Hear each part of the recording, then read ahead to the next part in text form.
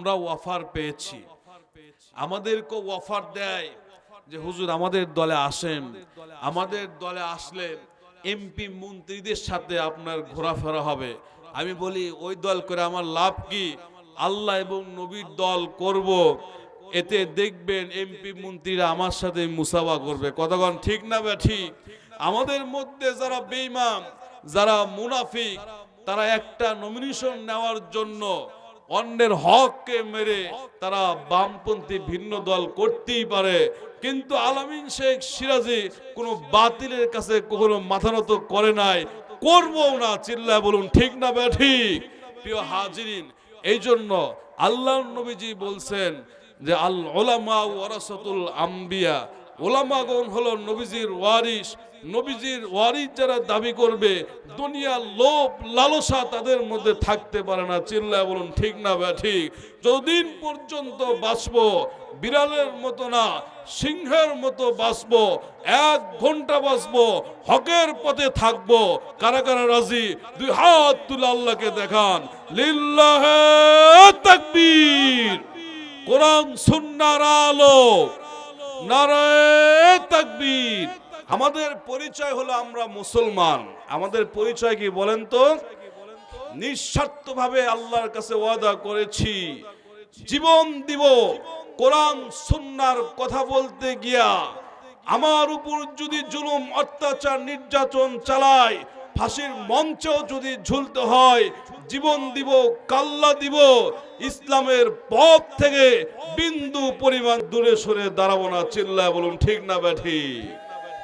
বিশ্বকবি কবি সম্রাট আল্লামা ইকবাল রহমাতুল্লাহি আলাইহি তিনি কত সুন্দর করে বলেছেন, দস্ত দস্ত है दुनिया भी न छोड़े हमने बहरे जुल्मते दौड़ा दिए ঘরে हमने। চিল্লায় বলুন মারহাবা।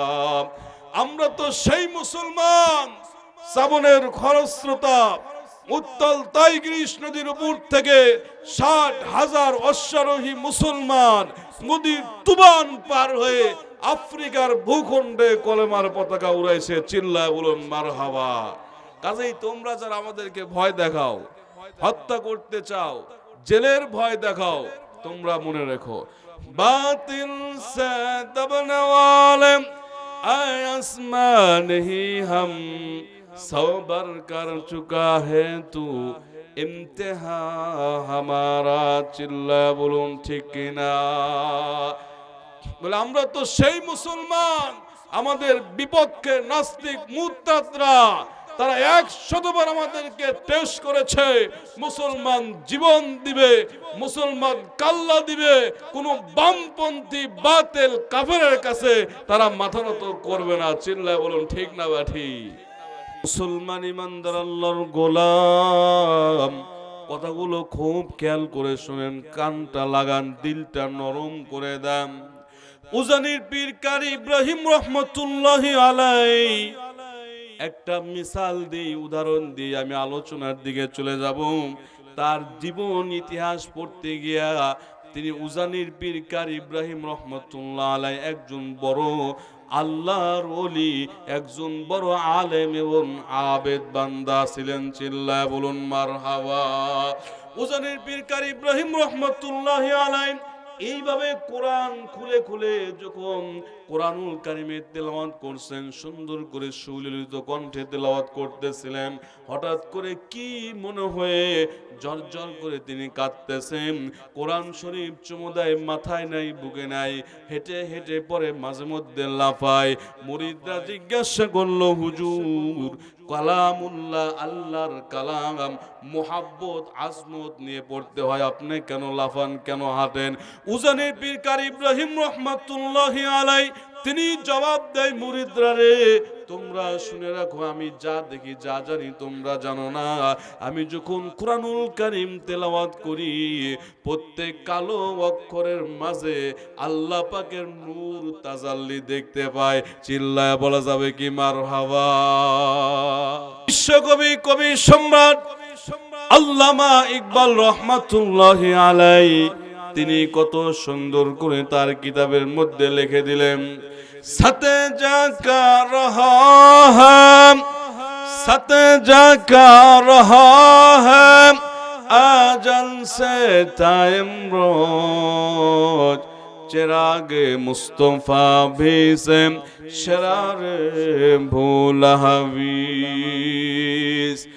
तमाम পৃথিবীর বামপন্থীরা 100 বার টেস্ট করেছে, তাদের ইচ্ছা ছিল মরুর প্রান্তরে মুহাম্মাদের উপর আনিত জানিত চেরাগটাকে এখানে আমরা দাফন করে দিব, যেন বিশ্বময় ছড়িয়ে পড়তে না পারে। আল্লাহ রাব্বুল আলামিন প্রমিস করছেন, এই চেরাগ নাজিল করছি আমি, কিয়ামত পর্যন্ত এটা আমি হেফাজত করব। চিল্লায় বলুন আল্লাহু আকবার। হযরত বিলাল, খুবাইব, খাব্বাব রাদিয়াল্লাহু তাআলা আনহুম নির্দোষ সাহাবীদেরকে পাকড়াও করে 2 হাতে হ্যান্ডকাপ পরিয়ে, কোমরে দান্ডা বেড়ি পরিয়ে, 2 পা বেঁধে উত্তপ্ত বালির উপর যখন টান মারছে, পাথরের আঘাতে ক্ষত বিক্ষত হয়ে চামড়া গুলো 2 ভাগ হয়ে গেছে, গোশতগুলো ছিঁড়ে ছিঁড়ে জমিনে পড়ে গেছে, জিসিম মোবারক থেকে রক্ত টপ টপ করে পড়ছে। তারপরেও তারা বলছে আহাদ আহাদ লা ইলাহা ইল্লাল্লাহ, চিৎকার দিয়ে বলুন মুহাম্মাদুর রাসূলুল্লাহ সাল্লাল্লাহু আলাইহি ওয়াসাল্লাম। ইসলামের পথ থেকে চুল পরিমাণ তারা দূরে সরে দাঁড়ায় নাই। চিল্লায় বলুন ঠিক কিনা? আমিও আল্লাহ রাব্বুল আলামিনের সেই কাবা শরীফ বাইতুল্লাহ দরজা ধরে ওয়াদাবদ্ধ হয়েছিলাম, রব্বুল আলামিন तमाम পৃথিবীর আমি কোরআন সুন্নাহর হক কথা বলবো, কোরআন সুন্নাহর হক কথা, সেরে তাগুদের বিরুদ্ধে কথা বলতে গিয়ে আমাকে যদি ফাঁসির মঞ্চেও ঝুলতে হয় তারপরেও ঝুলতে রাজি আছি। হক কথা বলা থেকে এক চুল পরিমাণ দূরে থাকবো না। আমার সাথে কারাগারে রাজি? 2 হাত তুলে আল্লাহকে দেখান। লিল্লাহে তাকবীর। কোরআন সুন্নাহর আলম তাফসীর মাহফিল যেখানে, গান বাজনা যেখানে, উলামায়ে হক যেখানে, লিল্লাহে তাকবীর। আলোচনা চলবে তো ইনশাআল্লাহ। আল্লাহ রাব্বুল আলামিন বলছেন আর-রাহমানু আল্লামাল কুরআন।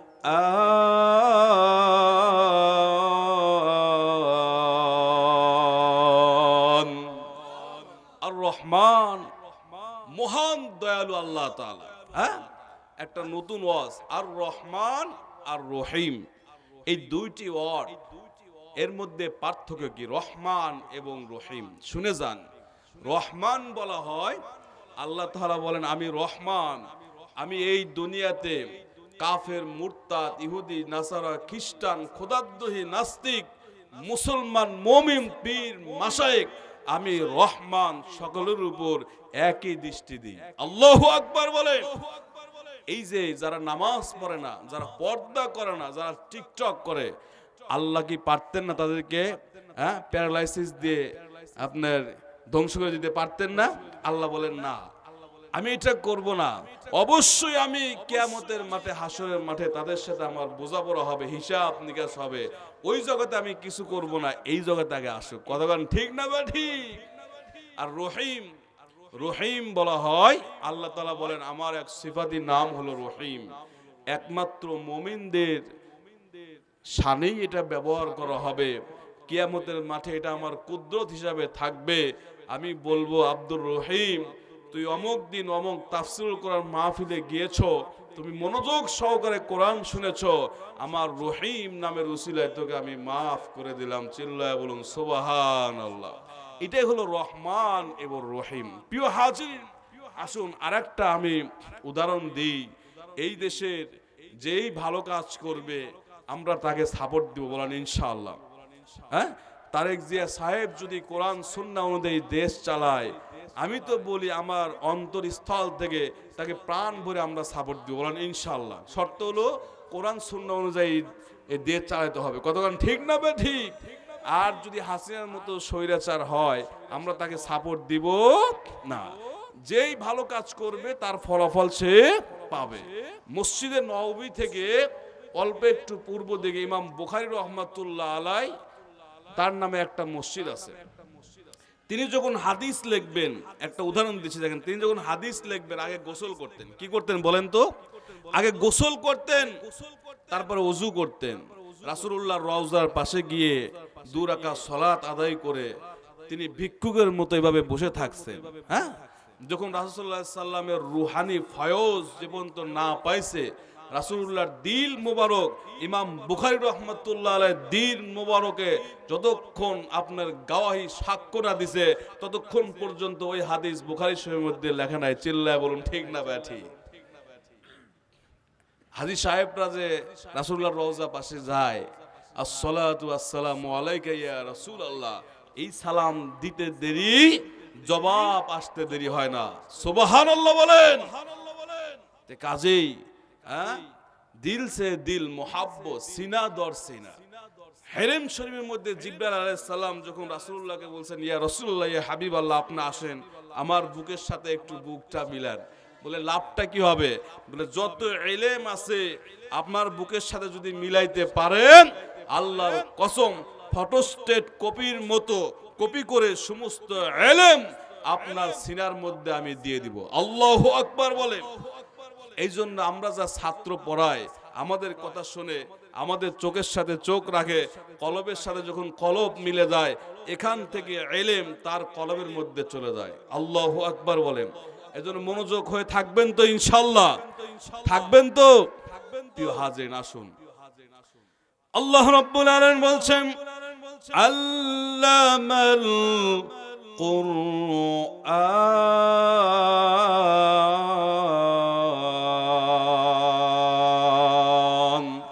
তিনি শিক্ষা দিয়েছেন আল কোরআন। এই কোরআন অবশ্যই আপনাদের সামনে একটু আমি পরিচয় করে দিব। আপনারা জানেন এই কোরআনের পাওয়ার কত।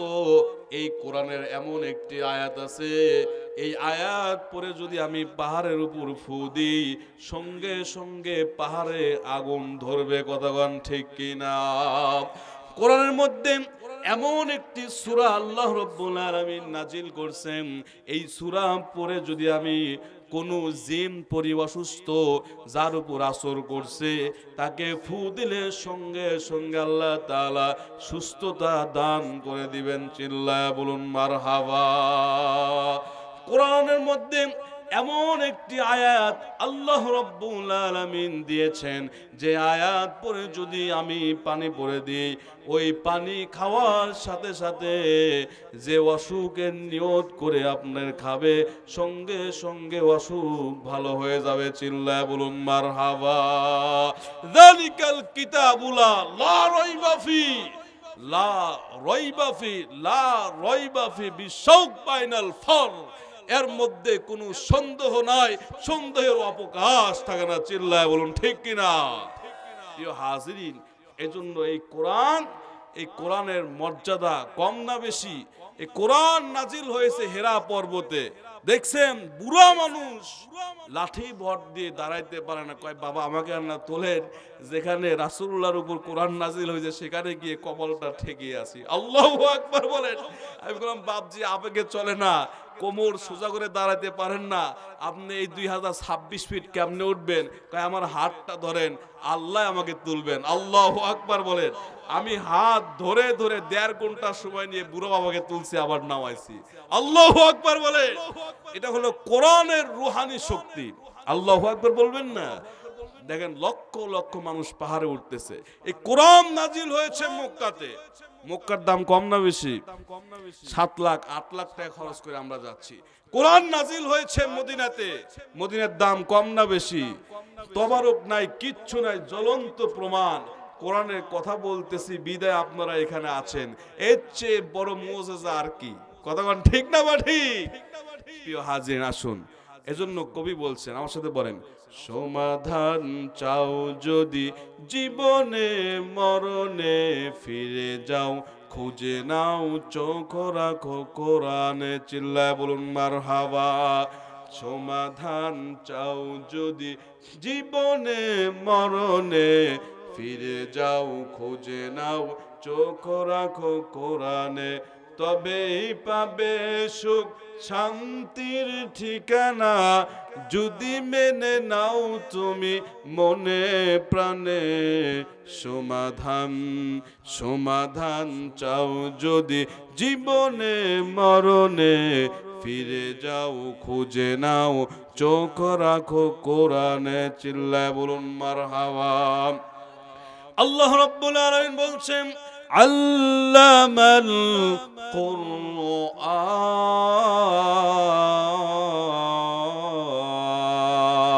কুরআন। জোরে জোরে বলেন। আমরা বুঝি, আমরা আলেম মানুষ বুঝি, ওই সৌদি আরবে যান, হ্যাঁ হারাম শরীফে যান, মদিনাতে যান, একটা আয়াত 5 বার 7 বার 10 বার পরে এখানে মুসল্লিরা হলে কোলে মূর্খ ইমাম কোর থেকে আসতে পারে না। হ্যাঁ এটা অর্থ আছে, একটা আয়াত পড়তেছে কাঁদতে কাঁদতে ইমাম মুসল্লিরা বেহুশ হয়ে যাচ্ছে। চিল্লা এখন ঠিক না বা ঠিক? আমাদের ইমামরাও অর্থ জানে না, মুসল্লিরা আরো জানে না। কতটা ঠিক কিনা? হ্যাঁ এই রমজান মাস আসলেই সভাপতি সাহেব ফোন দেয়, হুজুর আমার বউ 10 খতম, কয় আমার সোল দিছে 3 খতম।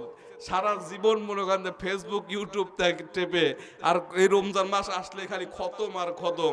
দেখবেন আউযুবিল্লাহ বিসমিল্লাহ বিশুদ্ধভাবে তেলাওয়াত করতে পারে না, অর্থ বোঝে না। 10 খতম দিয়ে লাভ আছে? হ্যাঁ লাভ অবশ্যই আছে। এটা এমন কিতাব, দেখলেও স্বভাব, ধরলেও স্বভাব, পড়লেও স্বভাব, বুঝে পড়লেও স্বভাব, না বুঝে পড়লেও আল্লাহ স্বভাব লিখে দেন। আল্লাহু আকবার বলেন। তাই বলে এরকম না খালি এইভাবেই গড়াবো, এরকম না। আমার পাশে যদি আপনার একজন ভাই সেদিন বনানীতে তিনি এক পেপার পড়তেছে, পেপার। তা আমি বললাম বাবজি আজকে গরম খবর কি? না বাবা এমনি খালি ছবি টবি দেখতেছি। বললাম কয় কি বারে, আমাকে দিলি তো এতক্ষণ আমি পড়ে আপনাকে বুঝিয়ে দিতাম, আপনি খামাকার সময় নষ্ট করলেন। হ্যাঁ তো এইভাবে না, আল্লাহ তাআলা বলছেন আমি কোরআন দিলাম, এই কোরআনের মধ্যে কি আছে তোমরা বুঝে বুঝে যে তেলাওয়াত করো। আল্লাহু আকবার বলবেন না? কাজে এটা বুঝতে হবে এই কোরআনের মধ্যে এমন কোন বিষয় নাই যে আল্লাহ তাআলা কোরআনের মধ্যে তুলে ধরে নাই। আল্লাহ রাব্বুল আলামিন বলছেন ওয়ানাজ্জালনা আলাইকাল কিতাবা তিবয়ানান লিকুল্লি শাইইন ওয়া হুদাও ওয়া রাহমাতাও ওয়া বুশরা লিল মুসলিমিন।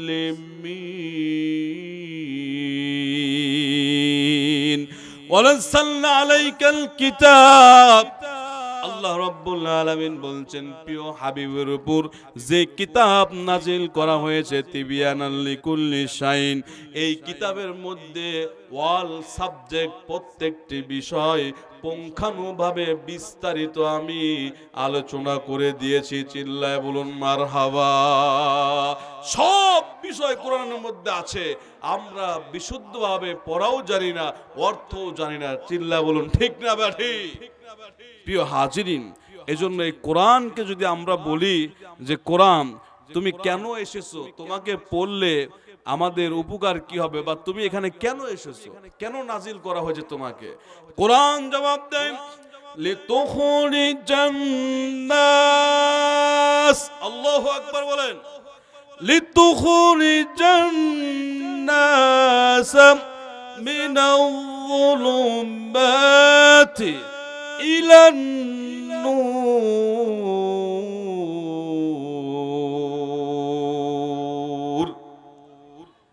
তাফসীরে মারিফুল কোরআন মুফতি শফি রহমাতুল্লাহ আলাইহি বলেন যে এই কোরআন বান্দার উপর কেন নাজিল করা হয়েছে, যে এই কোরআন জাহান্নামের পথ থেকে, সমস্ত অন্ধকারাচ্ছন্ন পথ থেকে বের করে ইলান নূর, আলোর দিকে নিয়ে যাওয়াই হলো এই কোরআনের কাজ। আল্লাহু আকবার বলেন।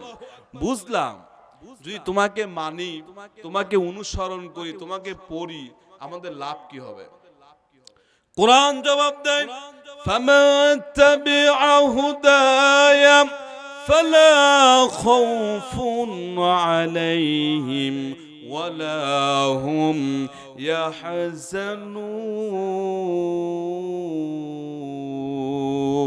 ইয়াহজানুন।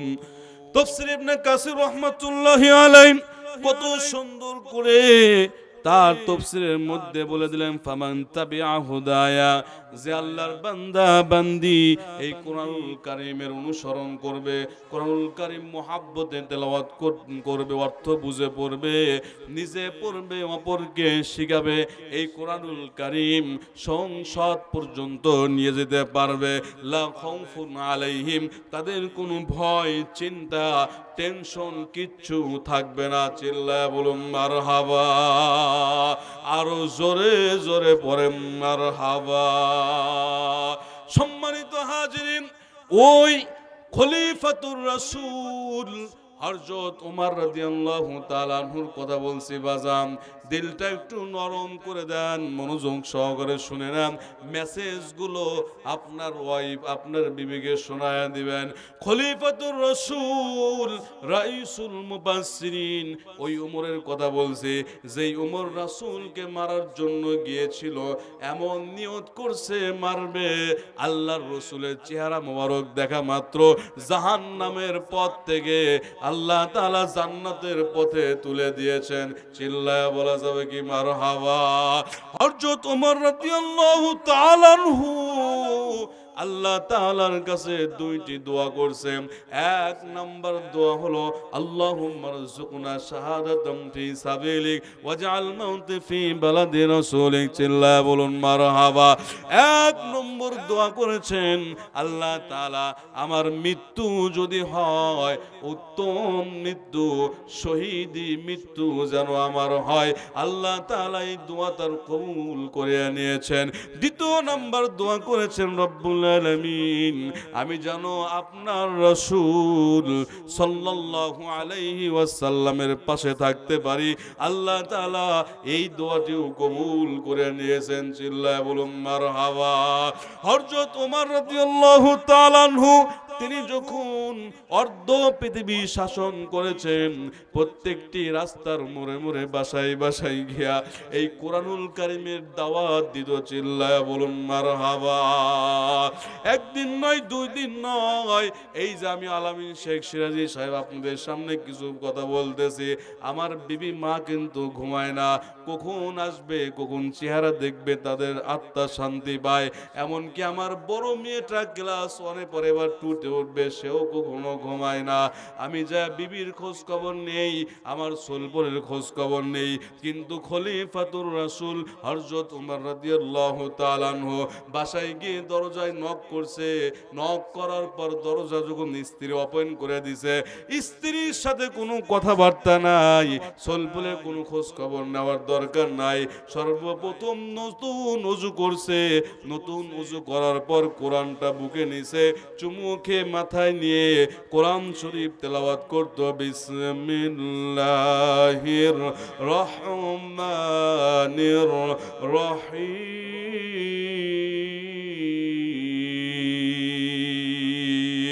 আল্লাহু আকবার বলেন। আর রহমানু আল্লামাল কুরআনা খলাকাল ইনসানা আল্লামাহুল বায়ান।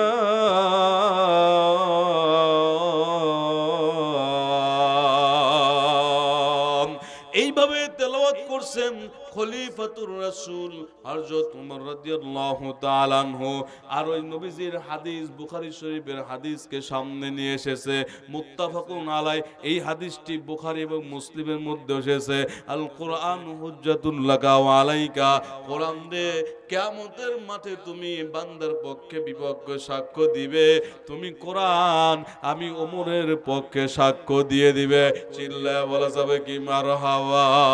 একটু জিকির করেন লা ইলাহা লা ইলাহা, আরো জোরে লা ইলাহা লা ইলাহা ইল্লাল্লাহ লা ইলাহা, জোরে জোরে পড়েন লা ইলাহা লা ইলাহা ইল্লাল্লাহু মুহাম্মাদুর রাসূলুল্লাহ। মহব্বতে পড়া যাবে কি সাল্লাল্লাহু আলাইহি ওয়াসাল্লাম।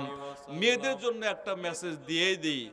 আপনার 1-150 বছর আগের মেয়েদের কথা বলছি। দেখেন এই সমস্ত মেয়েরা, আহারে সেদিন সাতমাথা থেকে গাইবান্ধার দিকে যাচ্ছি, সাদুল্লাপুরে একটা মাহফিল, সাতমাথার পাশে আপনার মহিলা কলেজ পার হয়ে দুইজন মেয়ে, এখন চোখ যে পর্যন্ত যায় ও পর্যন্ত দেখা তো লাগেই, কতক্ষণ ঠিক না বা ঠিক?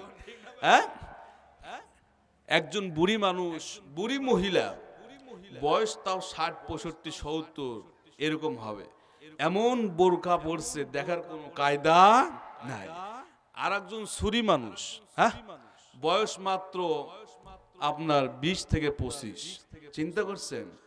এমন 3 পিস পরছে, একবার নজর গেছে, দ্বিতীয়বার আর নজর দেওয়ার মতো দুঃসাহস করি নাই। তা আমাদের এলাকার একটা নিয়ম আছে, ছোট ছোট গাছ, এই যে লাউ গাছ, মিষ্টি কুমড়া গাছ, এগুলো ঢেকে রাখে মুরব্বীরা। আমি একদিন দাদা জিজ্ঞেস করলাম, দাদা এগুলো কেন ঢেকে রাখো? কয় বোঝোস না, এগুলো ঢেকে রাখে এই জন্য, ছাগল এরপরে গরু এদের অত্যাচার, এগুলো ঢেকে রাখতে হয়, কখন মানে খেয়ে যায়। হ্যাঁ, আর বড় গাছগুলো ঢাকার প্রয়োজন হয় না, কারণ গরু ছাগল ভেড়া ওইগুলো আপনি কি পারবে না মুখ দিয়ে, কারণ বড় গাছ তো অনেক উঁচুতে, কতক্ষণ ঠিক না বাড়ি? কাজে আমার মনে হয় যে সমস্ত মেয়েদের বয়স 65-70 হয়েই গেছে, এরা পর্দা না করলেও তেমন কোনো সমস্যা হবে না। কিন্তু এই যে 15 বছর, 18 বছর, 20-25 বছর ছুরি মেয়েরা, এদের পর্দা করার দরকার আছে কি নাই? আছে কি নাই? আল্লাহ রাব্বুল আলামিন বলছেন, ওয়াকারনা ফি বুয়ুতিকুন্না, আল্লাহু আকবার, ওয়ালা তাবাররাজনা তাবাররুজাল জাহিলিয়াতিল উলা। আল্লাহু আকবার বলেন। মেয়েদের জন্য অকর্ণা বসবাস করতে, বুয়ুতি কুন্না, তোমাদের ঘরে বসবাস করে, এটাই নিরাপদ। চাকরি যদি করতে হয় শরীয়ত মোতাবেক চলতে হবে, কতক্ষণ ঠিক না বা ঠিক? ব্যাংকে চাকরি করেন, কৃষি কাজ করেন, হাট বাজার করেন, বাধা নাই, শরীয়তের আইন মেনটেন করে চলতে হবে, কতক্ষণ ঠিক না বা ঠিক? আপনারা টিকটক করবেন, ফাজলামি করবেন, আর বাচ্চা নিবেন হলো আলেম মানুষ হবে। হ্যাঁ, যে সমস্ত মেয়েরা টিকটক করে, যে সমস্ত মেয়েরা দেখবেন অবৈধ কাজের সাথে লিপ্ত আছে, এদের পেট থেকে বের হয় ল্যাংরা খুরা। আরে কথা কয় না? হ্যাঁ, যারা আল্লাহ ওয়ালা, পর্দা পুশিদা, মানে যারা নবীকে মুহাব্বত করে, এই সমস্ত মেয়েদের পেট থেকে বের হবে আল্লামা দেলোয়ার হোসেন সাইদি। আল্লাহু আকবার বলেন। এছাড়া বিকল্প কোনো পথ নাই, কতক্ষণ ঠিক না বা ঠিক? আগের জমানার মেয়েদেরকে দেখছি, তারা শেষ রাতে উঠতো, মুয়াজ্জিন সাহেবের আজানের জবাব দিত, 2-4 রাকাত তাহাজ্জুদ পড়তো, সুন্নাত পড়তো, সময় মতো নামাজ পড়ার পর ঘরের জানালা খুলে মিহিসুরে 2-4 পৃষ্ঠা কোরআন শরীফ তেলাওয়াত করার পর সংসারের কাছে হাত দিত। হ্যাঁ, স্বামী পাট দেয়, কামলা দেয়, তারপরেও সংসারের মধ্যে বরকত, রহমত আল্লাহ তাআলা পর্যাপ্ত পরিমাণ দেয়। আল্লাহু আকবার বলেন। এখনকার হাজবেন্ড গুলোর বেতন প্রায় 1 লাখ, 2 লাখ, 3 লাখ টাকা। মেয়েরা করে কি, সারা রাত টিকটক করে, ওই ভারতের চ্যানেলগুলো দেখে, মুয়াজ্জিন সাহেব কখন আজান দেয়, কখন নামাজের ওয়াক্ত চলে যায়, সকাল 10টা বাজে হাজবেন্ড অফিসে চলে যায়, খোঁজও নেয় না, কতক্ষণ ঠিক না বা ঠিক? 1 লাখ, 2 লাখ টাকা ইনকাম, মাস শেষে আরো অন্যের কাছ থেকে ভিক্ষা নিতে হয়, কতক্ষণ ঠিক না বা ঠিক? স্ত্রী যদি কোরআন তেলাওয়াত করে, নামাজ পড়ে, আল্লাহ তাআলা বলছেন তার স্বামীর রুটি রুজির মধ্যে আমি আল্লাহ বরকত দিয়ে দিব। আল্লাহু আকবার বলেন। মা ও বোনেরা, আপনাদের পায়ে হাত ধরে বলি, আপনারা যদি ভালো হন, পর্দা পুশিদা মোতাবেক চলাচল করেন, কিয়ামতের মাঠে আপনারা যদি নামাজ পড়েন, রোজা ধরেন, পর্দা মতে চলেন, মরতে দেরি জান্নাতের 8টি দরজা আপনার জন্য খোলা থাকবে, প্রত্যেকটা জান্নাত আপনাদেরকে ডাকতে থাকবে, চিল্লায় বলুন মারহাবা। কাজেই আপনাদের অনুরোধ করবে, আসুন দুনিয়া যে কোনো মুহূর্তে শেষ হয়ে যাবে। কতক্ষণ ঠিক না ভাই? ঠিক, যে কোনো মুহূর্তে শেষ। এই দুনিয়া বড়ই স্বার্থপর।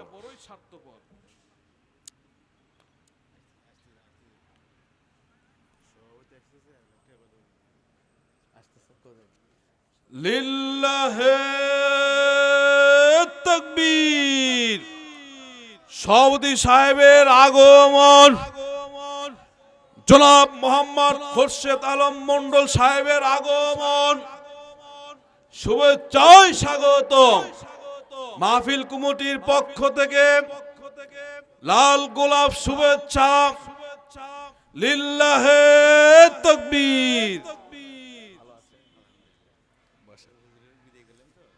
আচ্ছা আচ্ছা, খুব ভালো মানুষ সভাপতি সাহেব, আমাদেরকে মেহমানদারি করাইছেন। হ্যাঁ, তো সভাপতি সাহেবকে ছেড়ে আর কি লাভ? কতক্ষণ ঠিক না ভাই? ঠিক। সবাই তো সভাপতি সাহেব সবাই কিন্তু আলহামদুলিল্লাহ 30,000 এই যে ভাই 30,000, 20,000, 10,000 দিয়েছে। কতক্ষণ ঠিক না ভাই? ঠিক। আর আমি আর সভাপতির কাছে চাবো না, আপনারা বলেন সভাপতি সাহেব কত দিবে? হ্যাঁ, লিল্লাহে তাকবীর। সভাপতি সাহেব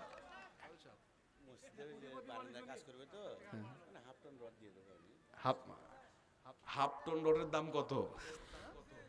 25।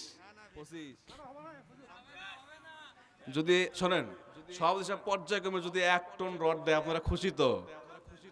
কে কে খুশি? হাত তোলেন তো। সভাপতির নামে একটা তাকবীর, লিল্লাহে তাকবীর। সভাপতি সাহেব মসজিদের জন্য 1 টন রড। আল্লাহু আকবার বলেন।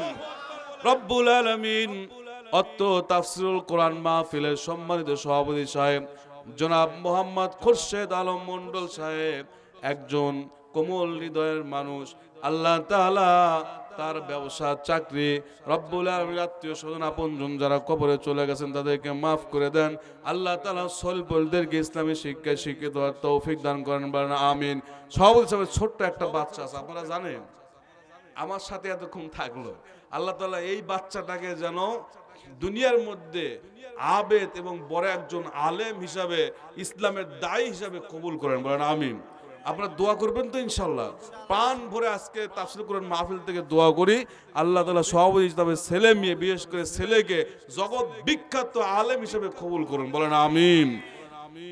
রব্বুল আলামিন বলছেন, وقرنا في بيوتكن ولا تبرجنا تبرج الجاهلية الأولى।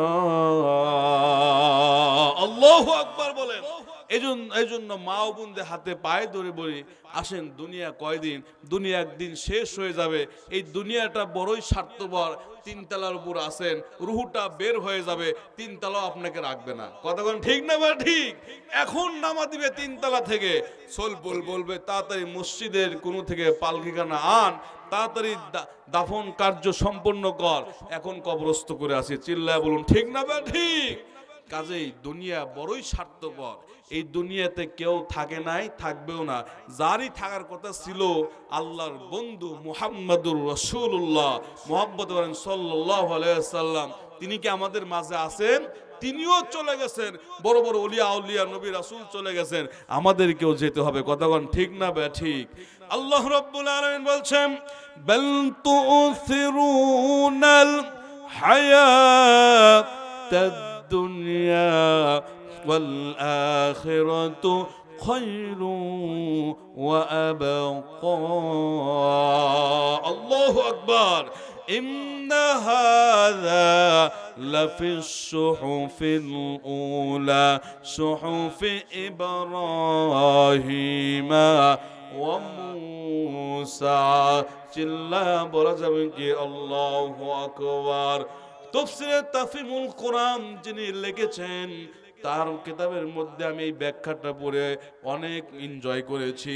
তিনি বলেছেন আদম আলাইহিস সালাম থেকে শুরু করে শেষ জামানার পয়গম্বর পর্যন্ত মুহাম্মদ আরবি মুহাম্মাদুর রাসূলুল্লাহ সাল্লাল্লাহু আলাইহি ওয়াসাল্লাম পর্যন্ত যত নবী রাসূল প্রায় 2 থেকে মতান্তরে 2,24,000 পয়গম্বর এই দুনিয়াতে এসেছেন। কোন কোন নবীর উপর ছোট কিতাব দেওয়া হয়েছে, কোন কোন নবী রাসূলকে বড় কিতাব দান করা হয়েছে। সমস্ত কিতাবের মধ্যে সূরাতুল আলার শেষের 2টি আয়াতের অর্থ আল্লাহ রাব্বুল আলামিন লিপিবদ্ধ করে দিয়েছেন। চিল্লায়া বলুন মারহাবা। আল্লাহ রাব্বুল আলামিন বলছেন বাল তু'থিরুনাল হায়াতাদ দুনিয়া। আল্লাহ তাআলা বলছেন এই দুনিয়াটা হলো অত্যন্ত বড় নিম্নমানের নিকৃষ্ট জায়গা, যে কোনো মুহূর্তে এটা ধ্বংস হয়ে যাবে, শেষ হয়ে যাবে। কিন্তু দুনিয়ার তুলনায় হলো আখিরাতটা অত্যন্ত বড় উন্নত মানের চিরস্থায়ী জায়গা। চিল্লায় বলুন ঠিক কিনা? আখিরাত কি শেষ হবে বাজান? হ্যাঁ, ওটা শেষ না, ওটাই একবারে শেষ, ওটাই সমাপ্তি, ওটাই শেষ, চিরস্থায়ী। দুনিয়াটা হলো অত্যন্ত বড় নিম্নমানের নিকৃষ্ট জায়গা, দুনিয়া যে কোনো মুহূর্তে শেষ হয়ে যাবে। দুনিয়ার তুলনায় আখিরাতটা হলো অত্যন্ত বড় উন্নত মানের চিরস্থায়ী জায়গা, যে আখিরাত কোনো শেষ হবে না। কাজেই আল্লাহর নবী বলছেন দুনিয়াতে মায়া মমতা, এই দুনিয়ার মায়া মমতা ত্যাগ করে বিসর্জন দিয়ে তোমরা আখিরাতমুখী হও, আখিরাতের চিন্তায় মগ্ন হও। সিদ্দিক আকবর রাইসুল মুফাসসিরিন হযরত আবু বকর রাদিয়াল্লাহু তাআলা আনহু নবীজির রওজার মোবারক পাশ দিয়ে সামনে আপনার জান্নাতুল বাকি, সেই জান্নাতুল বাকিতে গিয়ে হাউমাউ করে কাঁদতে থাকে। আর রাহিকুল মাখতুম এই সিরাতের মধ্যে এসেছে আবু বকর রাদিয়াল্লাহু তাআলা আনহু শিশু বাচ্চার মতো হাউমাউ করে কাঁদে। মদিনাবাসী জিগায় আবু বকর রে, আপনি হলেন রাইসুল মুফাসসিরিন, আবার খলিফাতুর রাসূল, ইসলাম জাহানের প্রথম খলিফা, আপনি কেন এই আপনার মসজিদে নববীর পাশে কবরস্থানে এসে কেন কাঁদেন একটু বলেন। হযরত আবু বকর রাদিয়াল্লাহু তাআলা আনহু বলতেছে মদিনাবাসীরা তোমরা শুনে নাও, আমি যাদের সাথে জিহাদ করেছি, যুদ্ধের ময়দানে লড়াই করেছি, একই সাথে চলাফেরা করেছি, তারা আজকে আমাকে ছেড়ে তারা জান্নাতে বসবাস করতেছে। চিল্লায় বলুন মারহাবা। এই সাথী সঙ্গীর কবরের পাশে যখন আমি দাঁড়াই, কেমন যেন জান্নাতের সুগন্ধি আমার নাকে ধরা পড়ে। চিল্লায় বলুন মারহাবা। কাজে ওসমান আবু বকর কবর জিয়ারত করত, বিশুদ্ধ হাদিসের মধ্যে এসেছে। আমরা যদি ফতোয়া দিই কবর জিয়ারত করা হারাম, চলবে? কথা কয় না, চলবে? বাবা মায়ের কবরের পাশে যাবে, দুই চোখ দিয়ে পানি ফেলবেন, দিলটা নরম হবে, গুনার কাজ করলেও মন চাবে না যে আমাকেও এখানে আসতে হবে। এখান থেকে দোয়া করলে যে আপনার অ্যাকশন শুরু হবে, বাবা মার কবরের পাশে গিয়ে দোয়া করলে বেশি অ্যাকশন হবে না? হ্যাঁ, কতক্ষণ হবে কি হবে না? কুল্লু নাফসিন যায়কাতুল মাউত, কুল্লু নাফসিন যায়কাতুল মাউত। আল্লাহ রাব্বুল আলামিন বলছেন ওয়ালা ইয়াতামান্নাউনাহুম আবাদান বিমা কদ্দামাত আইদিহিম ওয়াল্লাহু আলিমুম বিয-যালিমিন। আল্লাহু আকবার বলেন। কুল ইন্নাল মাউতাল্লাযী তাফিরুনা মিনহু ফাইন্নাহু মুলাকীকুম থুম্মা তুরাদ্দুনা ইলা আলিমিল গায়বি ওয়াশ শাহাদাতি ফায়ুনাব্বিউকুম বিমা কুনতুম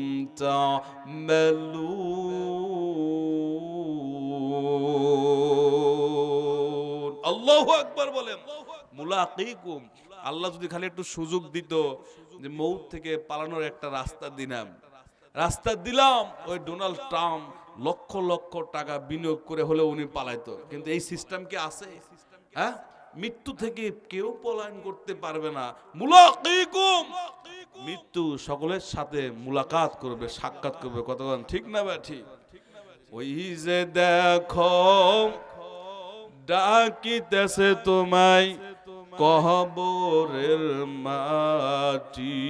একটু পড়েন, ভালো লাগবে। ওই যে দেখো ডাকিতেছে তোমায় কবরের মাটি।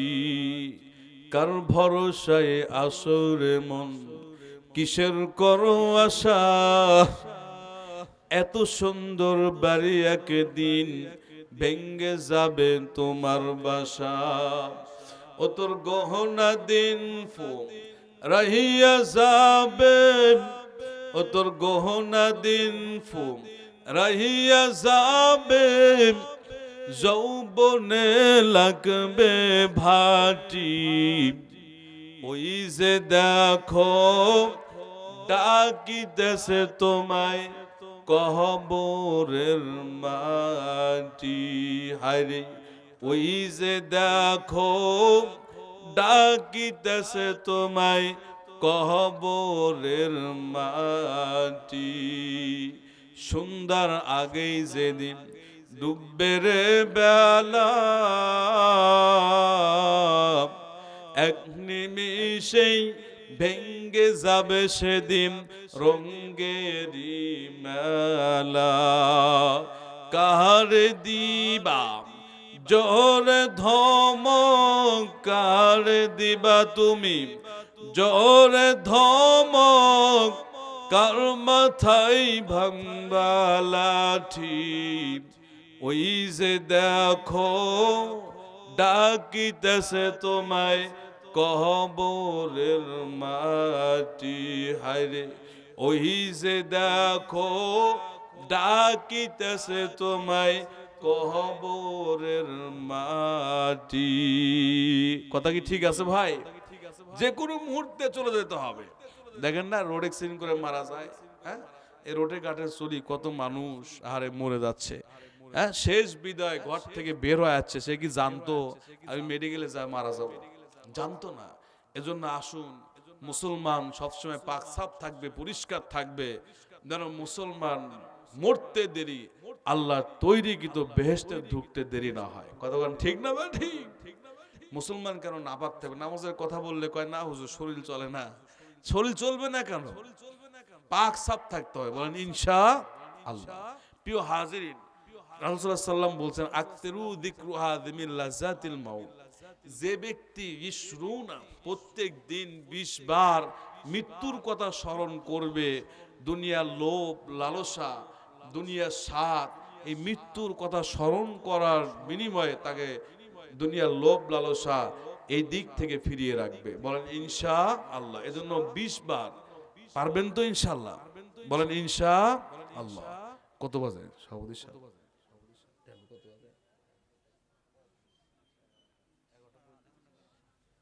আলোচনা কি চলবে না দোয়া করে দিব? হ্যাঁ আপনারা এইভাবে উঠা বসা করলে তো হবে না। দূর থেকে আছে, আপনাদের বাড়ি এখানেই, আমাকে আবার সিরাজগঞ্জ চলে যেতে হবে। কালকে ফজর পর আবার আপনার নীলফামারী প্রোগ্রাম, কষ্ট তো আমার। যদি আপনারা ছেড়ে দেন তাহলে আমার জন্য সুবিধা, আমি জায়গা। আলোচনা চলবে কিনা?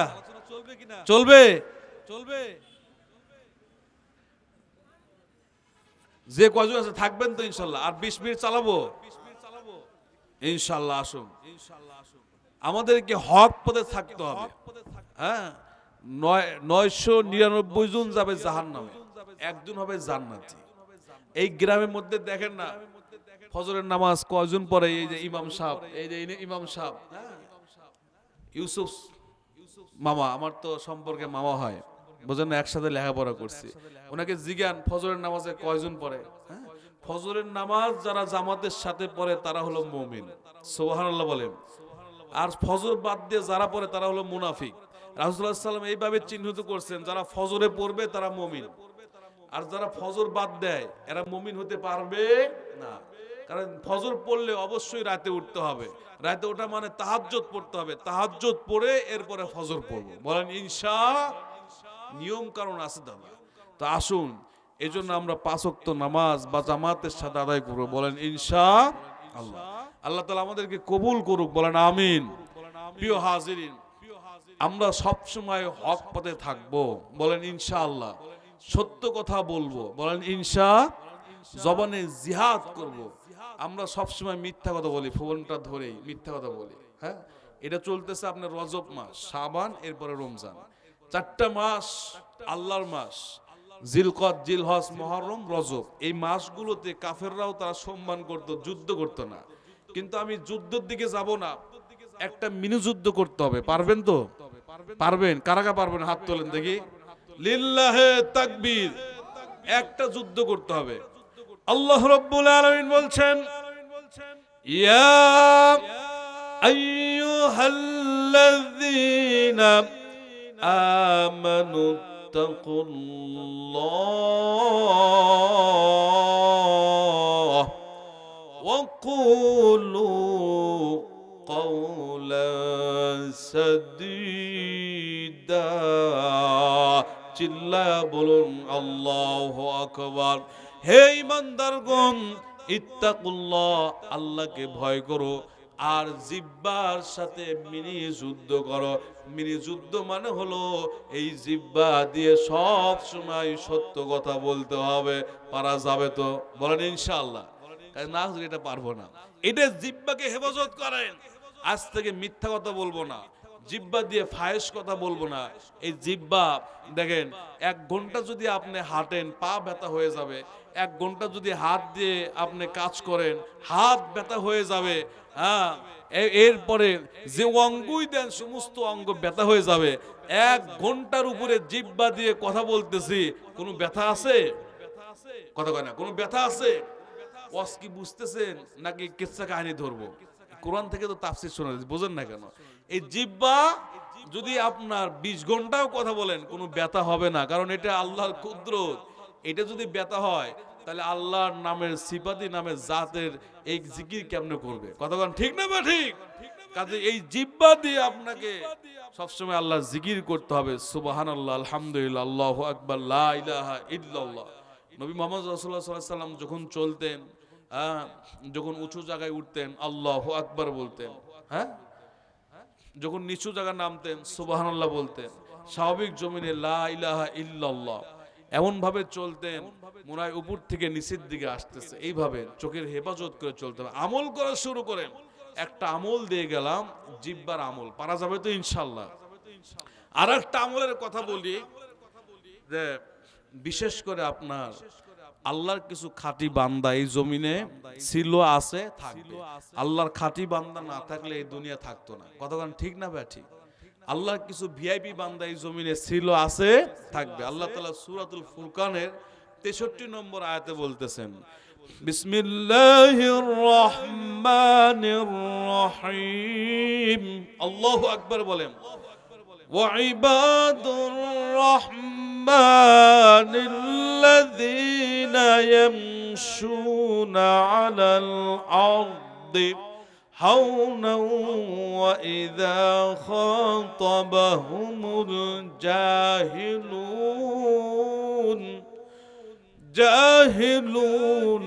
قالوا سلاما। الله أكبر বলেন। ওয়াইবাদুর রহমান, রহমানের বান্দা কারা? রহমানের বান্দা হলো আশিকে রসুল, আশিকিন, জাকিরিন, মুহিব্বিন। বলেন আল্লাহু আকবার। ওয়াইবাদুর রহমান আল্লাযীনা ইয়ামশুনা আলাল আরদি হাওনা ওয়া ইযা খাতাবাহুমুল জাহিলুন।